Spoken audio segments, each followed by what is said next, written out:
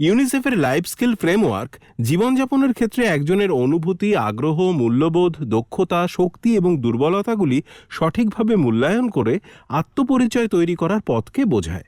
যে সকল দক্ষতার উপর এটি প্রভাব ফেলে তা হল আত্মসম্মান, আত্মবোধ, আবেগের নিয়ন্ত্রণ করা, আত্মবিশ্বাস এবং সহানুভূতি। ছোট বাচ্চাদের এমন ধরনের জীবন দক্ষতা দিয়ে ক্ষমতায়নের উপর ক্রমশ জোর দেওয়া হচ্ছে যা তাদের সমাজের আরও কন্ট্রিবিউটিং সদস্য হতে সক্ষম করবে। ভারতের জটিল এবং বৈচিত্র্যময় পরিস্থিতিতে জীবন দক্ষতা এবং আরও গুরুত্বপূর্ণভাবে আত্মসচেতনতা এমন একটি বিষয় যা শিশুদেরকে অংশগ্রহণের মাধ্যমে আরও বেশি এম্পাওয়ার্ড সদস্য হতে সহায়তা করে। এখন এই অংশগ্রহণ তাদের নিজস্ব শক্তি, নিজেদের পরিবর্তন করার ক্ষমতা চিনতে এবং যেখানেই এই ধরনের প্রয়োজনীয়তার প্রয়োজন হয় সেখানে সংশোধনমূলক পদক্ষেপ নিতে সহায়তা করে। এখন অনেক ক্ষেত্রে এই ধরনের দক্ষতা ছাত্রছাত্রীদের কেবল নিজের মধ্যেই নয়, তাদের চারপাশের সমাজেও ইতিবাচক পরিবর্তন আনতে সক্ষম করেছে, যাতে তারা সামাজিক ন্যায় বিচার এবং সমাজে সম্প্রীতি আনতে সক্ষম হয়।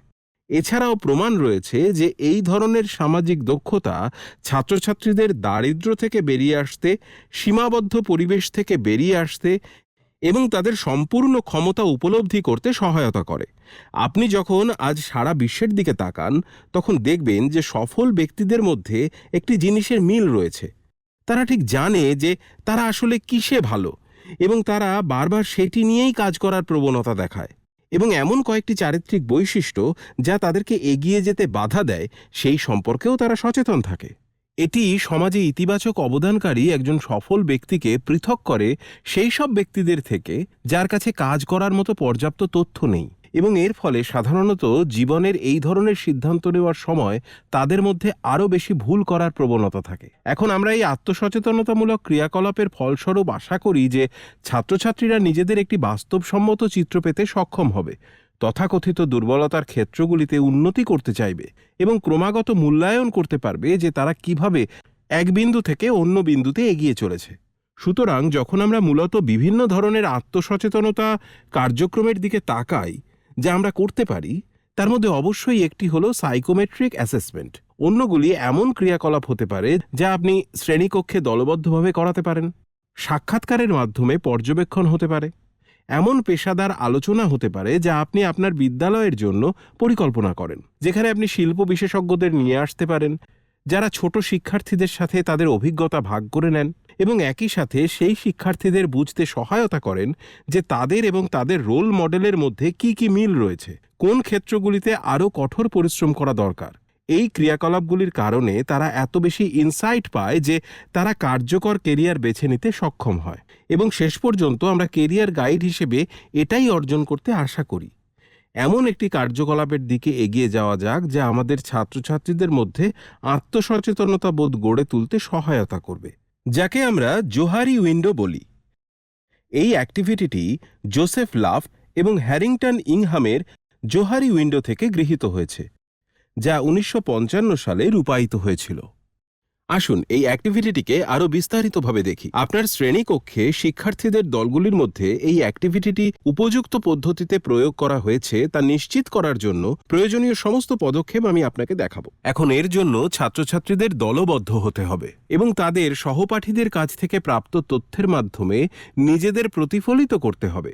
যোগাযোগের উন্মুক্ত মাধ্যম তৈরি করতে হবে এবং প্রায়শই সেই ব্লাইন্ড স্পটগুলিতে মনোনিবেশ করতে হবে যা ছাত্রছাত্রীরা আত্মসচেতনতার অভাবের কারণে বুঝতে সক্ষম হয় না। যেহেতু এটি জোহারি উইন্ডোর একটি গৃহীত সংস্করণ, তাই আমরা নামটি পরিবর্তন করে আমি কে করতে চাই। এই কার্যকলাপের জন্য আনুমানিক প্রায় 30 মিনিট সময় লাগবে। একটি শ্রেণীকে দলবদ্ধভাবে কাজ করার অনুমতি দেওয়ার জন্য আপনাকে ছাত্রছাত্রীদের বসার ব্যবস্থা পরিবর্তন করতে হবে। এখন এই ক্রিয়াকলাপের সাহায্যে আমরা যে কয়েকটি জীবন দক্ষতা নিয়ে কাজ করতে চাই তা হলো আত্মসচেতনতা এবং যোগাযোগ। কেরিয়ার গাইডরা প্রতিফলন ও গ্রহণযোগ্যতার মাধ্যমে ছাত্রছাত্রীদের আত্মসচেতনতা বৃদ্ধি করতে সক্ষম হবেন। তাদের শক্তি ও দুর্বলতা সম্পর্কে একে অপরের কাছ থেকে গঠনমূলক প্রতিক্রিয়া নিতে সহায়তা করবেন।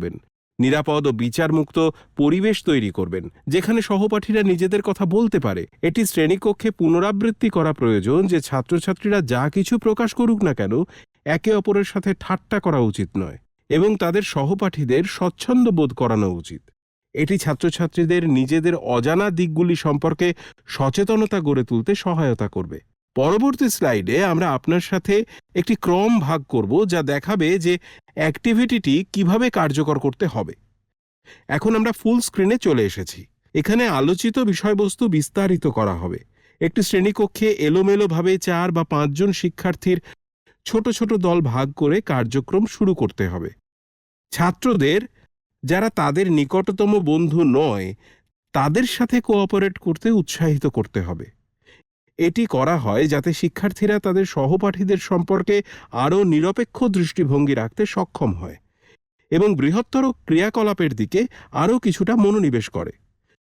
দ্বিতীয়ত, শিক্ষককে প্রতিটি দলকে বিশেষণের একটি তালিকা দিয়ে অ্যাক্টিভিটি শুরু করতে হবে। ছাপার অক্ষরে দেওয়া সম্ভব না হলে শিক্ষক পর্দায় তালিকাটি প্রদর্শন করতে পারেন। বিশেষণের তালিকা পরবর্তী পর্দায় থাকবে, যা আপনি পরে দেখতে পাবেন। ছাত্রছাত্রীদের 5টি বিশেষণের একটি তালিকা নির্বাচন করতে বলা হবে, যা তাদেরকে সর্বোত্তমভাবে বর্ণনা করে, এবং এটি একটি কাগজে লিখতে বলা হবে। তারা কাগজটি ভাঁজ করে তাদের কাছেই রাখবে। এই কাজটি সম্পন্ন করার জন্য ছাত্রছাত্রীদের 2 মিনিট সময় দেওয়া হবে। সঠিক তথ্য এবং ফলাফল তৈরির সুবিধার্থে তাদের প্রতিক্রিয়াগুলি স্বতঃস্ফূর্ত হওয়া উচিত। একটি অন্য কাগজে ছাত্রছাত্রীদের যে কোনো 5টি বিশেষণ লিখতে বলা হবে, যা দলের প্রতিটি সদস্যকে সেরাভাবে বর্ণনা করে। এই কাগজের টুকরোগুলি ভাঁজ করে প্রতিটি কাগজে সেই দলের সদস্যের নাম লেখা উচিত, যার জন্য বিশেষণগুলি লেখা হয়েছে। ছাত্রছাত্রীরা এই কাগজের কোথাও তাদের নিজের নাম লিখবে না। এটি প্রতিক্রিয়াগুলির পরিচয় গোপন রাখার জন্য। এটির জন্য তাদের 5 মিনিট সময় দেওয়া হবে। এবং পরবর্তী ধাপে দলের সমস্ত সদস্য নিজেদের জন্য তৈরি করা চিরকুটগুলি ছাড়া ভাঁজ করা অন্য চিরকুটগুলি অদলবদল করে টেবিলের মাঝখানে রাখবেন। দলের প্রত্যেক সদস্য তার নামে চিহ্নিত সমস্ত ভাঁজ করা কাগজগুলি তুলে নেবে এবং সেগুলি খুলবে। এখন পরবর্তী স্লাইডে যাওয়া যাক।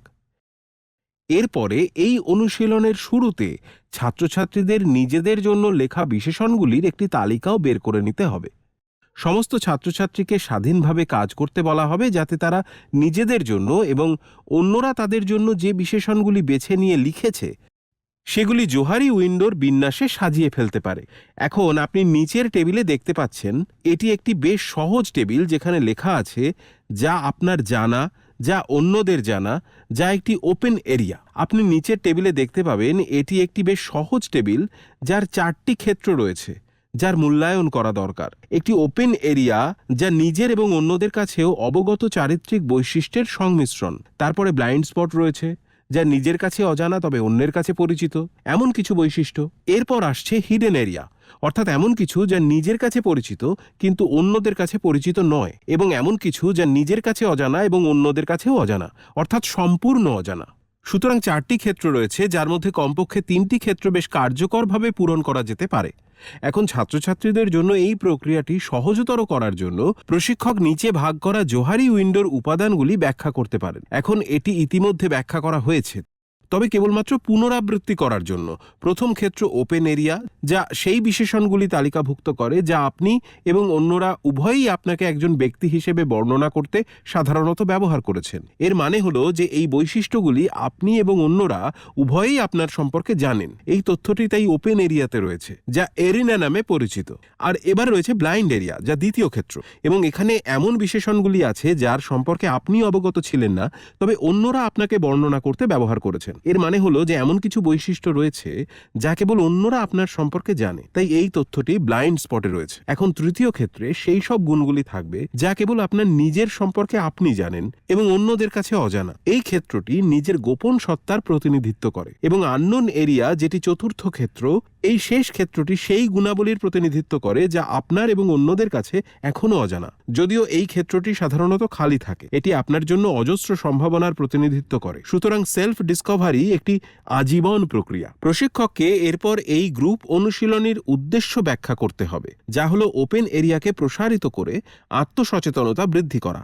ওপেন এরিয়াটি সাধারণত সবচেয়ে গুরুত্বপূর্ণ ক্ষেত্র, কারণ মানুষ নিজেদের এবং একে অপরের সম্পর্কে যত বেশি জানবে, সকলেই তত বেশি উৎপাদনশীল, সহযোগিতামূলক এবং কার্যকর হয়ে উঠবে। শেষের দিকে প্রশিক্ষক ছাত্রছাত্রীদের সতর্ক করবেন যে জোহারি উইন্ডোর চূড়ান্ত লক্ষ্য হল খুব ব্যক্তিগত বা সংবেদনশীল তথ্য প্রকাশ না করে ওপেন এরিয়াকে প্রসারিত করা। প্রশিক্ষক ছাত্রছাত্রীদের তাদের নিজস্ব জোহারি উইন্ডো নিয়ে শান্তভাবে চিন্তা করার জন্য কিছু সময় দেবেন। এই প্র্যাকটিসের উপসংহার হিসেবে প্রশিক্ষক অনুশীলন এবং মূল শিক্ষার অভিজ্ঞতা সম্পর্কে ছাত্রছাত্রীদের কাছ থেকে প্রতিক্রিয়া নেবেন। পরবর্তীকালে প্রশিক্ষকরা প্রদত্ত স্থানের মধ্যে তাদের নিজস্ব মতামতগুলি লিখবেন। এই প্র্যাকটিসের জন্য একটি উপসংহার এবং ফলো আপ হিসেবে প্রশিক্ষক ছাত্রছাত্রীদের এই সব ক্ষেত্রগুলিতে তাদের নিজস্ব মতামত লিখতে বলবেন, যা হল: ক, তাদের নিজস্ব ওপেন এরিয়া সম্প্রসারণের জন্য তাদের কর্ম পরিকল্পনা। খ, তারা হিডেন এরিয়া তালিকাভুক্ত বিশেষণগুলির বিষয়ে তাদের মতামত এবং সেগুলি বেছে নেওয়ার কারণ। গ, ব্লাইন্ড স্পট হিসেবে তালিকাভুক্ত বিশেষণগুলি নিয়ে তাদের দৃষ্টিভঙ্গি। আসুন বিশেষণগুলির কিছু নমুনা তালিকা দেখি, যা আপনাকে সেশনের শুরুতে তাদের দেখাতে হবে। আপনি এটির একটি স্ক্রিনশট নিতে পারেন অথবা আপনি পজ করে কোথাও লিখে রাখতে পারেন। আসুন পরবর্তী উইন্ডোতে দেখি। এখন এই স্লাইডে আপনি সমস্ত বিশেষণগুলি যা অ্যাক্টিভিটিতে ব্যবহৃত হওয়ার কথা। এটি উল্লেখ করা গুরুত্বপূর্ণ যে আমরা শ্রেণীকক্ষে দ্বন্দ্ব এড়ানোর জন্য ইতিবাচক প্রকৃতির শব্দগুলি বেছে নিয়েছি। কিছু ক্ষেত্রে আপনাকে এমন জায়গাগুলিতেও মধ্যস্থতা করতে হবে যেখানে ছাত্রছাত্রীরা একে অন্যের বৈশিষ্ট্য সম্পর্কে একমত নয়। আপনি এই ছবির একটি স্ক্রিনশট নিতে পারেন বা একটি ছবি তুলতে পারেন এটি ব্যবহার করার জন্য, এবং আমাদের জানান আপনি কোন কোন জিনিস শিখেছেন এবং ছাত্রছাত্রীদের শিখতে সাহায্য করেছেন এই ধরনের অ্যাক্টিভিটির মাধ্যমে। এর সাথে আরও অনেকগুলি গ্রুপ অ্যাক্টিভিটি রয়েছে যা আপনার এবং আপনার ছাত্রছাত্রীদের জন্য বেশ মজাদার হয়ে উঠতে পারে তাদের সেলফ ডিসকভারিতে সাহায্য করার পথে।